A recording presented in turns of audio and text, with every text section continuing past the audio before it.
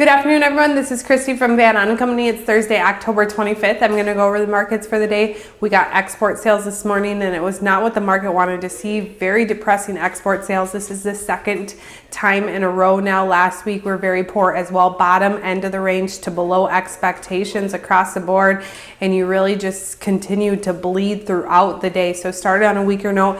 After you got those export sales, you just couldn't catch up. Anywhere from about 7.5 to 8 cents lower in corn, 8.5 to 10 cents lower in beans, and anywhere from 6 to 12 cents lower into the wheat market. So a lot of pressure into these. We are now 19.9% behind pace on where we typically are for soybeans. We cannot stress this enough. We are very much behind where we need to be.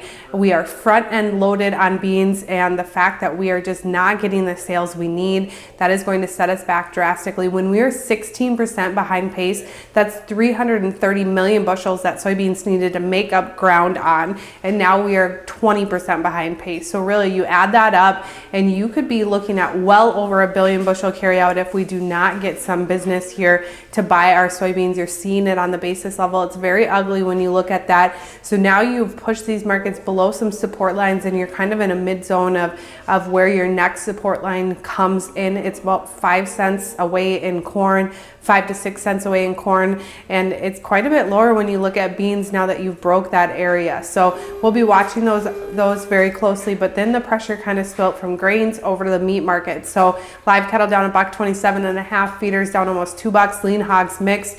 Outside markets just want to be all over the place. There are some very big swings here.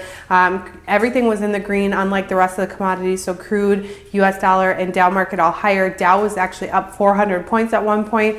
That is just a huge swinging market right now, as you have a lot of traders just concerned about what we're going to see in this economy, what's to come with China, what's to come with US interest rates. Are you going to see people coming over to the US because we're still the strongest economy? But those are a lot of big questions facing this market. What we're going to be watching here moving forward is just wrapping up harvest. You have a lot of moisture working itself through about Minnesota, some other areas of the Corn Belt. Is that going to hold up some areas? If not, you're going to continue to see that selling pressure from the farmer. I do have to close with a disclaimer. Trading in futures and options involves risk loss and may not be suitable for all producers. Have a great day.